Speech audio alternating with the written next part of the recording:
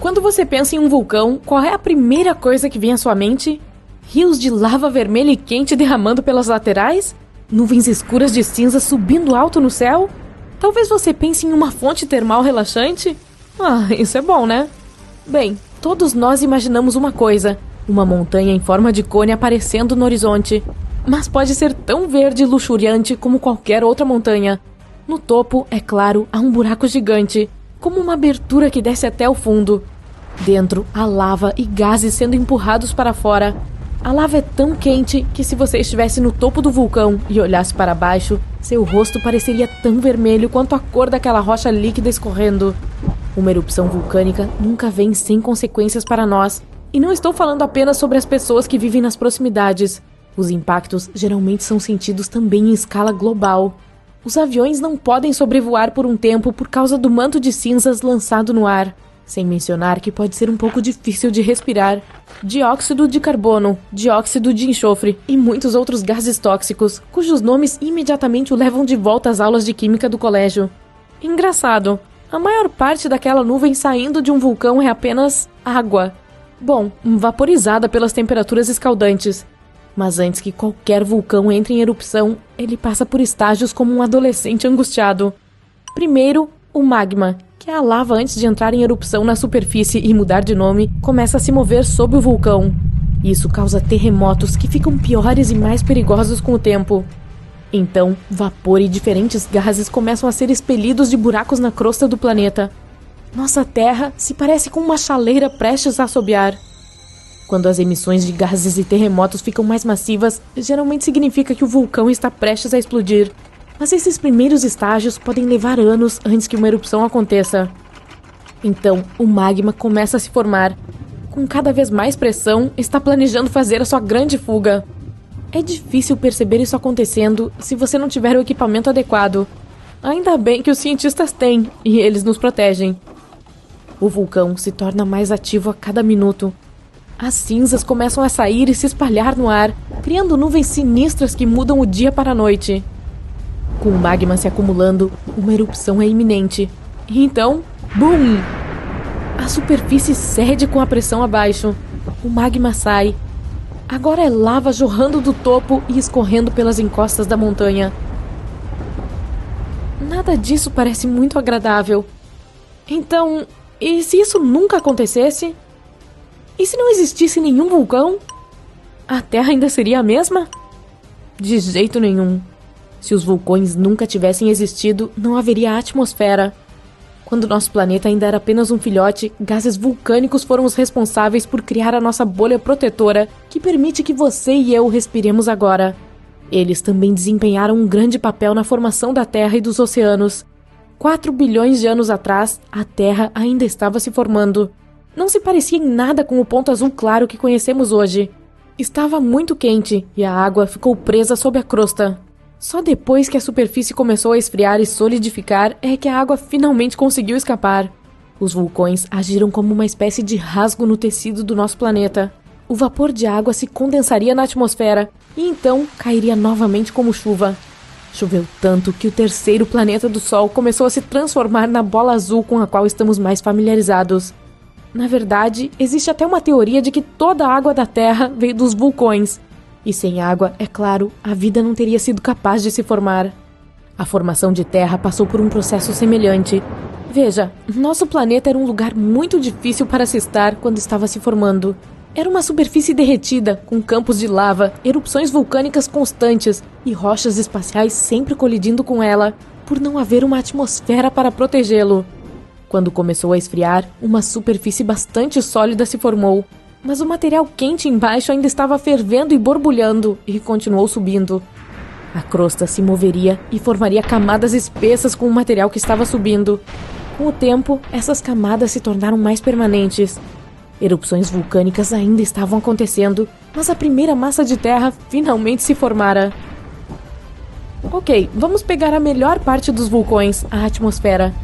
E se eles parassem de explodir muito depois de termos nosso escudo protetor respirável? Também não seria nada bom. Para começar, os vulcões tornaram o solo mais fértil. Ao redor de Nápoles fica o famoso Monte Vesúvio.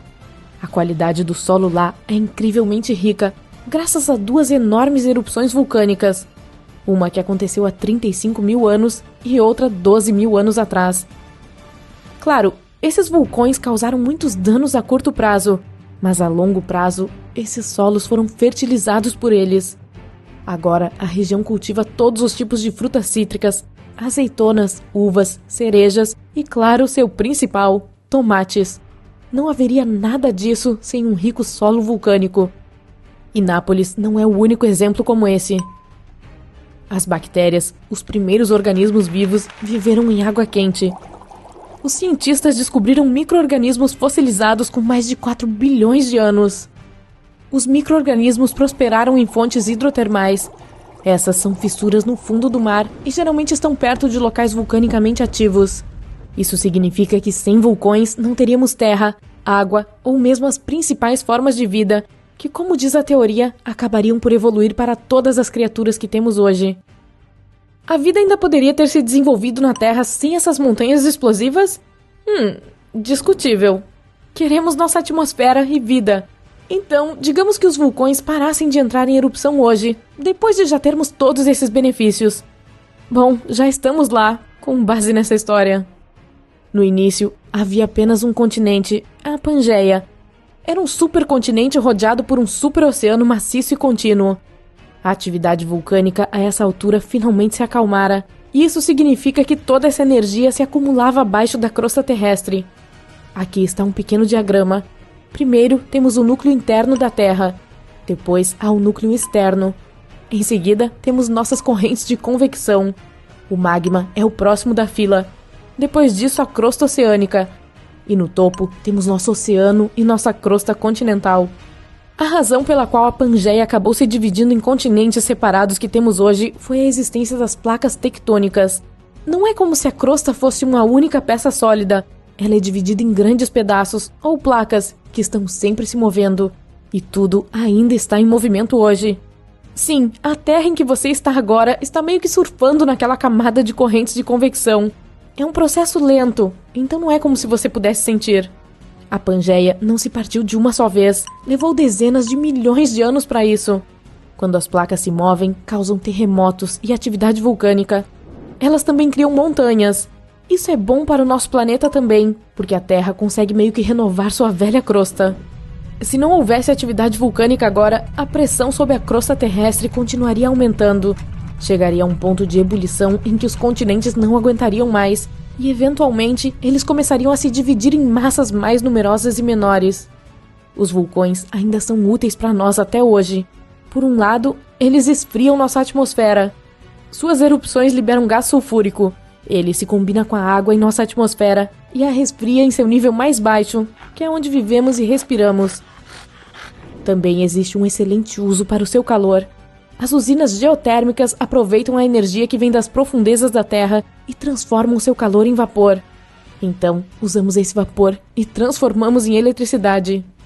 É o caso dos nossos amigos da Nova Zelândia e da Islândia, uma vez que vivem em locais com altas temperaturas subterrâneas. O material vulcânico também pode ser transformado em blocos para construção. Pode ser aterrado para fazer cimento também. Se quisermos, podemos até escavar os vulcões em busca de minerais preciosos como ouro, cobre e enxofre. E quem pode esquecer as fontes termais? O turismo em lugares como Yellowstone e Islândia não seria o mesmo sem elas. E quem não ama um bom mergulho fumegante nas que são seguras para nadar? Ah, sim! No final das contas, os vulcões não são tão ruins assim. A nossa bela Terra não seria o que é sem eles. Então, notou algo estranho? Recentemente foram percebidas algumas mudanças alarmantes no nível de água em diferentes partes do lago Yellowstone. Ele pode estar subindo de um lado e, ao mesmo tempo, caindo do outro. Parece que a bacia do local foi levantada por algumas forças subterrâneas. Pode ser um sinal de um desastre iminente? Geysers, potes de lama e fontes termais transformam o Parque Nacional de Yellowstone em um mundo extraterrestre. E todas essas maravilhas são alimentadas por um poderoso supervulcão. Supervulcões produzem supererupções. Quando isso acontece, lançam mais de 1.000 quilômetros cúbicos de cinzas, rocha derretida e gases quentes no ar. Para ficar mais fácil de imaginar, 4 supererupções poderiam encher o Grand Canyon até a borda. Acreditava-se que o gigante de Yellowstone foi responsável por pelo menos 3 enormes erupções e inúmeras outras menores. Nessa região, os depósitos vulcânicos estão espalhados por dezenas de milhares de quilômetros. Os cientistas acreditavam que eles haviam sido criados por muitas erupções fracas, mas depois de muitas pesquisas, descobriram que esses depósitos foram deixados por 2 supererupções anteriormente desconhecidas. Provavelmente ocorreram cerca de 9 e 8,7 milhões de anos atrás. Essa descoberta significa que a área ao redor do vulcão Yellowstone costumava enfrentar uma supererupção a cada meio milhão de anos. Mas nos últimos 3 milhões de anos foram identificadas apenas 2. Isso faz os pesquisadores acreditarem que esses eventos catastróficos estão diminuindo, ou talvez atrasando. De qualquer forma, se o supervulcão de Yellowstone explodisse com tanta energia quanto aconteceu há 2,1 milhões de anos, cuspiria mais de 2.450 quilômetros cúbicos de lava fervente. Isso é mais de 4.500 vezes o volume do porto de Sydney. É muita lava. Se é provável que aconteça ou não, é outra questão. Não há dúvida de que algo está acontecendo com o vulcão. As mudanças no nível da água no lago Yellowstone significam que a caldeira está subindo abaixo da superfície. A caldeira é o que sobra depois que um vulcão entra em erupção e então colapsa. A de Yellowstone não está apenas subindo, criando uma elevação em forma de cúpula. Ela também se move para cima e para baixo em um movimento de respiração. Pode ser porque o magma está se infiltrando na crosta ou aquecendo o sistema hidrotermal de Yellowstone, fazendo com que expanda e a crosta seja elevada. Yellowstone tem o status de um vulcão ativo. Seu índice de explosividade vulcânica é de 8 em 10. Um número tão alto significa que se ele entrasse em erupção, seria um evento apocalíptico. Logo antes do desastre, o terreno ao redor do Parque Nacional seria elevado. Piscinas geotérmicas e geysers aumentariam de temperatura e ficariam mais ácidas do que o normal. O magma começaria a subir em direção à superfície. Em algum momento, o teto de pedra da câmara de magma não resistiria mais e a explosão começaria. Uma enorme coluna de lava e cinzas atingiria uma altura de mais de 25 quilômetros. Depois disso, o vulcão continuaria bombeando cinzas por dias a fio.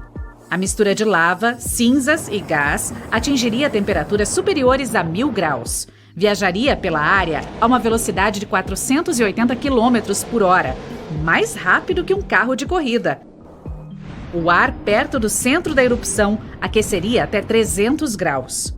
Uma das consequências mais perigosas seria a precipitação de cinzas. As vulcânicas poderiam se transformar em cimento vítreo em segundos após serem inaladas e entrar nos pulmões.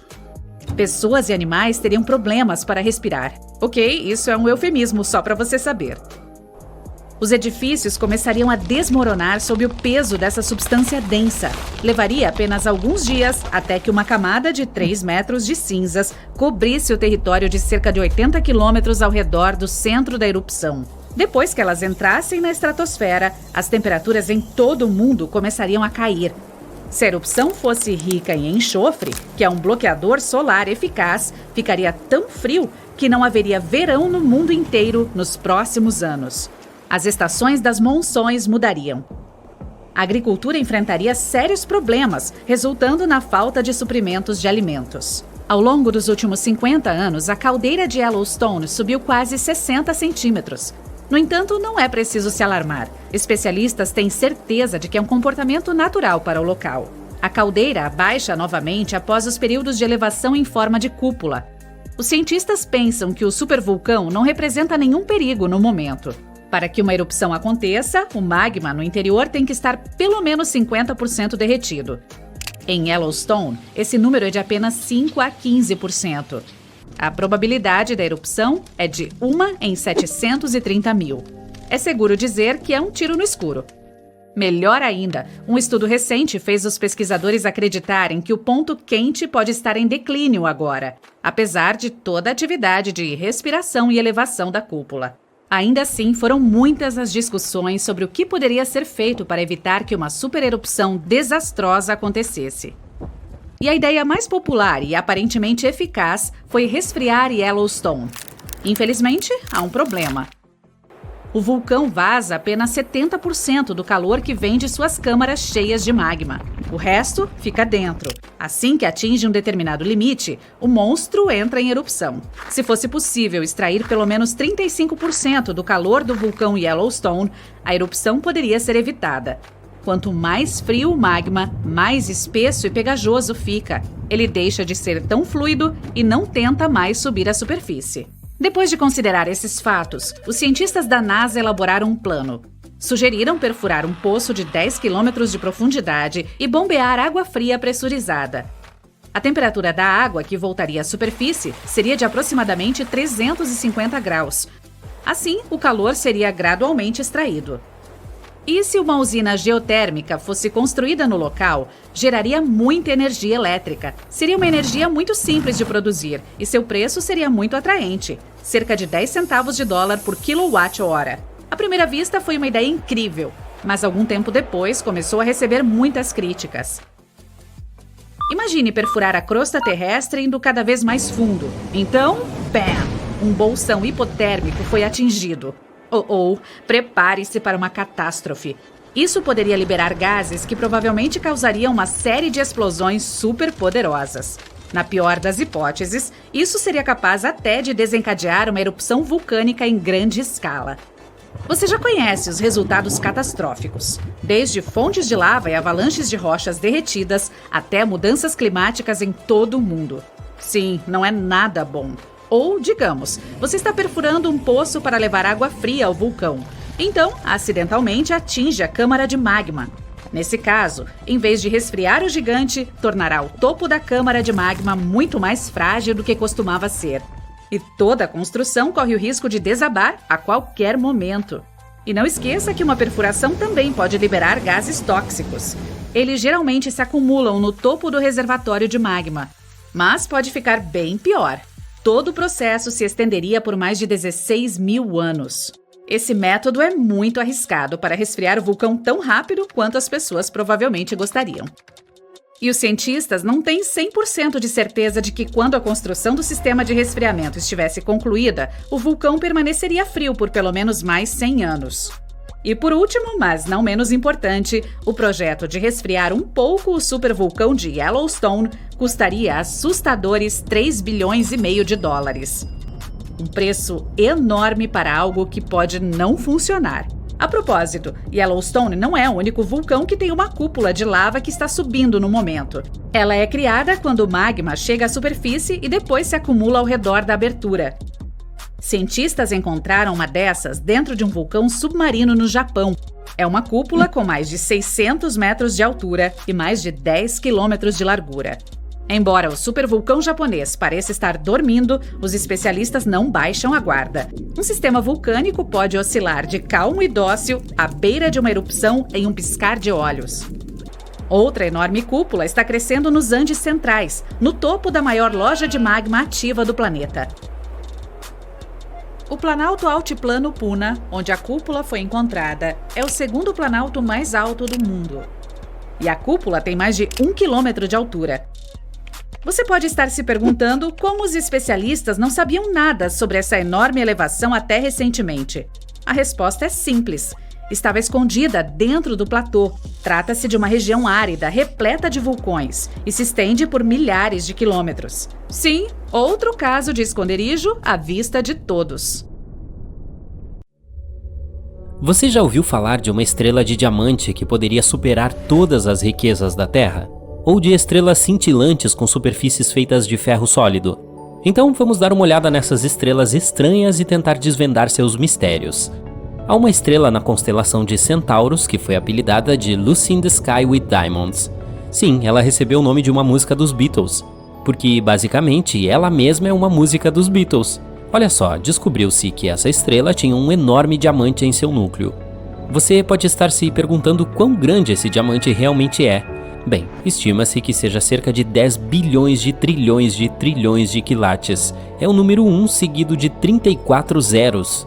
Para se ter uma ideia, o Hope Diamond, um dos maiores diamantes da Terra, tem apenas 45,5 quilates em comparação. Imagina o tamanho do anel que você poderia fazer com esse diamante estrela.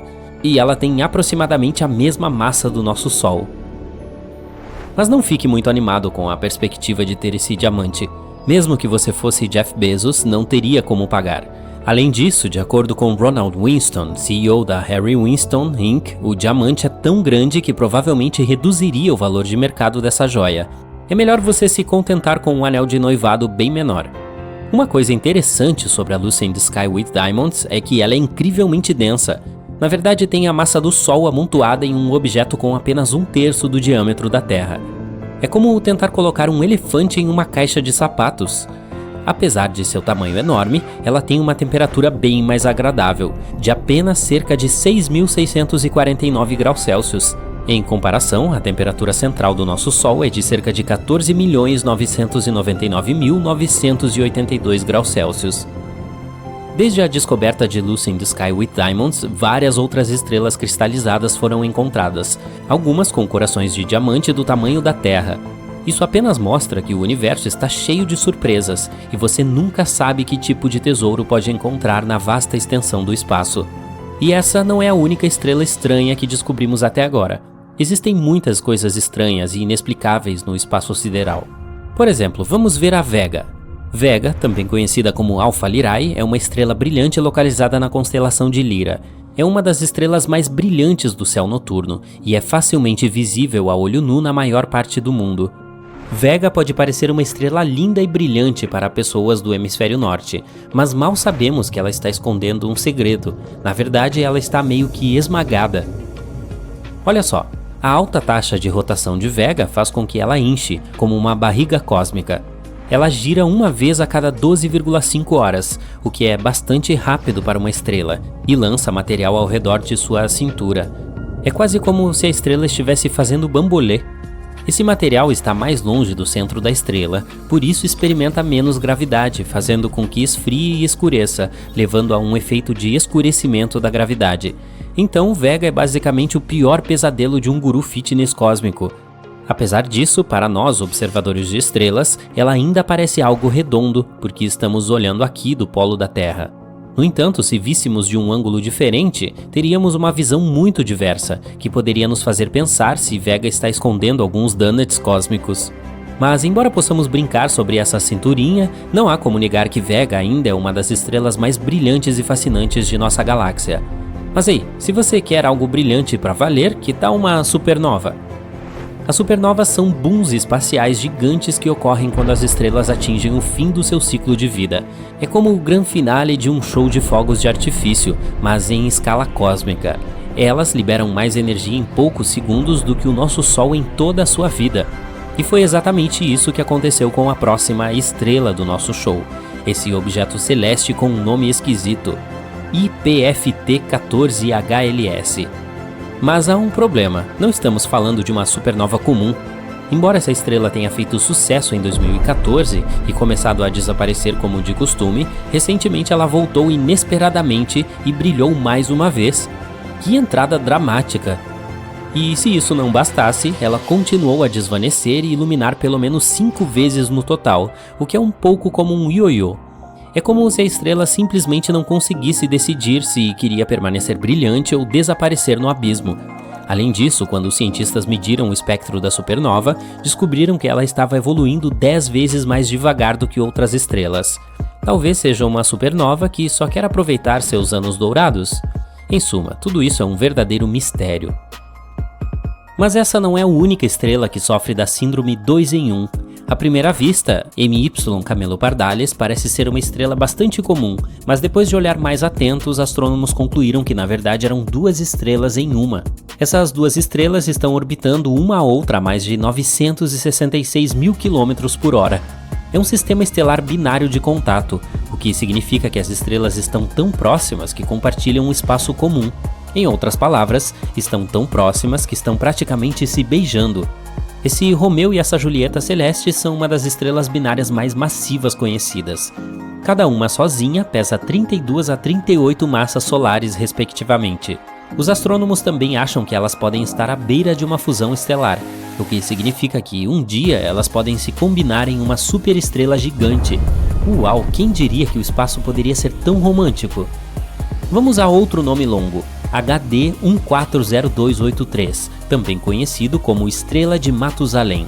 Esse carinha na constelação de Libra já existe há algum tempo. E um bom tempo, tipo muito tempo. Na verdade, os cientistas costumavam pensar que ela era mais antiga que o próprio universo. Imagina se fosse verdade. Mas eventualmente descobriram que, na verdade, a estrela de Matusalém tem cerca de 14,8 bilhões de anos. Isso ainda é bastante impressionante. Essa estrela é tão velha que lembra a Via Láctea quando era apenas uma galáxia bebê. Mas, apesar de tudo isso, essa estrela ainda tem um pouco de vida. Está apenas começando a se expandir em uma gigante vermelha, que é como quando você chega aos 30 anos. Isso é que é envelhecer bem. Mas se todas essas coisas são um tanto compreensíveis, então que tal uma estrela que foi chamada de Estrela WTF pelos cientistas? Não estou brincando. Pelo menos costumava ser assim. Agora ela é chamada de Tab Star. Também tem um nome mais científico, mas que é um pouco complicado. Mas o que é realmente bizarro nessa estrela é seu escurecimento irregular. Por alguma razão, ela não brilha como uma estrela normal, mas pisca como se alguém ligasse e desligasse uma lanterna. E não é apenas uma pequena queda de luz, estamos falando de uma queda de 22% no brilho. E não é porque às vezes ela é bloqueada por um planeta ou algo assim.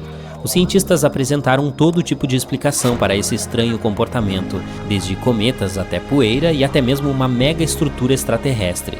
Isso mesmo! Mas antes que sua imaginação vá longe demais, é importante notar que a explicação mais provável é que seja apenas poeira velha. Talvez a estrela seja cercada por algum tipo de nuvem de poeira, e às vezes isso nos impede de vê-la com clareza. Embora essa explicação ainda não esteja 100% confirmada e ainda existam muitos mistérios em torno da estrela de Thebe, uma coisa é certa.